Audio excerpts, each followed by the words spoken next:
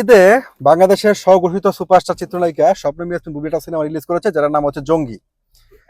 জঙ্গি আসলে সিনেমা হলে দর্শক কিরকম টানতে পারছে, তার চেয়ে বড় কথা হচ্ছে জঙ্গি কিন্তু ইতিমধ্যে আপনারা জানেন সিঙ্গেল স্ক্রিনে জঙ্গির যে সহল সংখ্যা সেটা কিন্তু আপনার 2 জিবি পূরণ করতে পারেনি। তবে জঙ্গি একটা জায়গায় ভালো করেছে, সেটা হচ্ছে তারা লাকি 7, অর্থাৎ তারা 7টা সিঙ্গেল স্ক্রিন পেয়েছে মাত্র। এখন জঙ্গির ব্যবসাটা মাল্টিপ্লেক্সে কেমন হলো? এখন স্বপ্নম ইয়াসমিন বুবলি তো বারবার অপু বিশ্বাসকে বলে, স্বপ্নম ইয়াসমিন বুবলির ভক্তরা অপু বিশ্বাসকে বলে যে অপু বিশ্বাস নাকি সেকেলে নায়িকা, অপু বিশ্বাসের সিনেমা কে দেখে।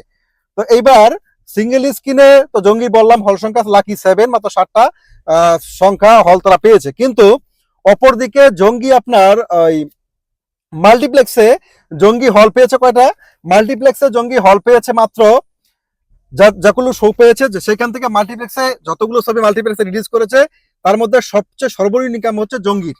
হ্যাঁ, এখন স্বপ্নম বুবলি দেখলাম জঙ্গি দেখে এসে তিনি তার সোশ্যাল মিডিয়াতে তিনি যেভাবে জঙ্গি প্রচারণা করেছেন, তো সেইখানে মনে হচ্ছে জঙ্গি খুব ব্যবসা করেছে, জঙ্গি দেখে মানুষ কেঁদে ফেলেছে। কিন্তু জঙ্গি আপনার দেখেছে মাত্র 4.5 লক্ষ টাকা জঙ্গি মাল্টিপ্লেক্স থেকে ইনকাম করেছে, যেখানে বরবাদ ইনকাম করেছে 28 লক্ষ টাকা, দাগি ইনকাম করেছে 18 লক্ষ টাকা, সেখানে আপনার মোশাররফ করিমের চক্কর 320 ইনকাম করেছে 8 লক্ষ টাকা। অর্থাৎ সিনেপ্লেক্সে জঙ্গির ব্যবসা 10 নেমেছে এবং সিঙ্গেল স্ক্রিনে দর্শক নাই বললেও চলে।